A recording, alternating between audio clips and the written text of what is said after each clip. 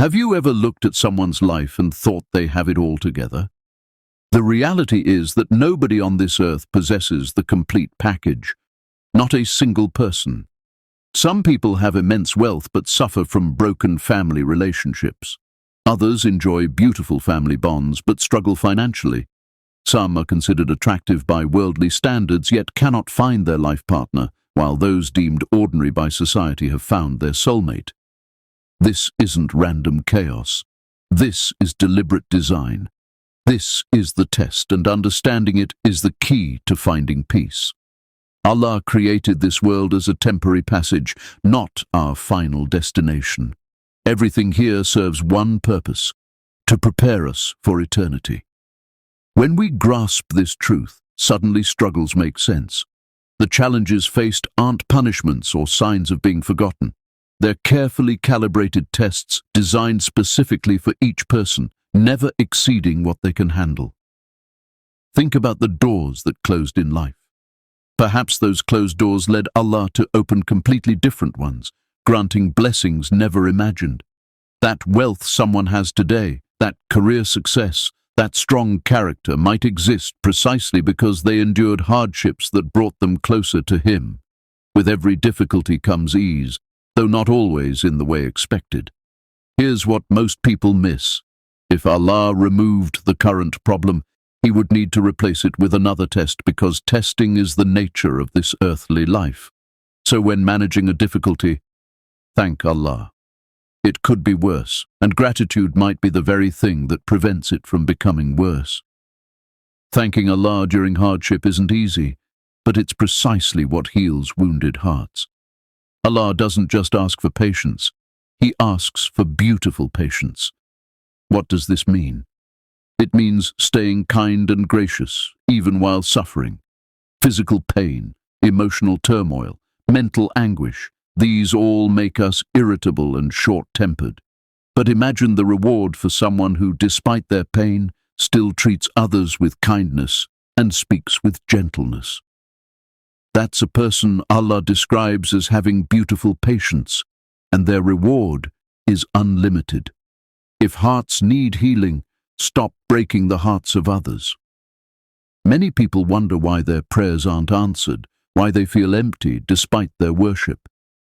The answer often lies in how they treat people. Someone might pray 5 times daily, give charity, and fast regularly, but if they're verbally abusing their family, hurting those around them, and making people cry, they're blocking their own path to paradise. Good deeds will be transferred to those wronged. What's the point of all that worship then? Family relationships are perhaps the most rewarding yet most neglected in our generation. Social media has made people withdraw from the healthiest connections in their lives. Think about this. If being kind to a thirsty dog can earn paradise and smiling at a stranger is charity, then imagine the multiplied reward for being good to in-laws, parents, siblings. These aren't random people. They're connected, and every act of kindness toward them carries double, triple, even quadruple rewards. Yes, frequent interaction reveals their weaknesses and leads to disagreements, but that's precisely why the reward is greater. The Prophet taught that the best among us are those who treat their families best. Don't burn bridges with family. When relationships become strained, be the one who mends them. A true maintainer of family ties isn't someone who operates on reciprocity. You visit, then visits back, but rather someone who reaches out, even when the other person has cut them off. Family isn't a choice. Allah chose them. Just as birth wasn't chosen, and death won't be chosen when it comes, parents, race, appearance, and circumstances weren't selected. Allah made all these decisions. Honor His choice. Everything desperately wanted in this life might not be received. Some people never marry despite trying for years. Some suffer from terminal illness despite constant prayers for healing. But here's the profound truth. If patience is born so completely that satisfaction comes with Allah's choice, He will grant paradise as a result of that patience alone. When finally seeing the reward for patience born, there will be thanks to Allah and acknowledgement that it was absolutely worth it. Paradise is where perfection exists. Everything desired will be available there. Whatever wanted, Allah will provide without limitation. People worry about worldly things being in paradise, but they forget the main point. Will they themselves get there? Focus on the personal journey to paradise. Once arrived, Allah promises there will be no disappointment. Ever. So take from this temporary world only what benefits the eternal home. Don't let blessings create arrogance or distance from Allah, and don't let hardships drive away from Him. Both should bring closeness.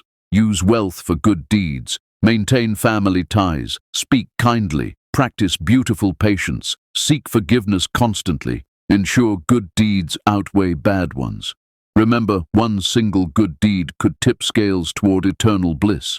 Struggles, unanswered prayers, disappointments, they're all part of the unique package, designed by Allah specifically for each person. Accept it with grace, handle it with patience, and keep moving forward with hope. The destination makes every difficulty of the journey worthwhile.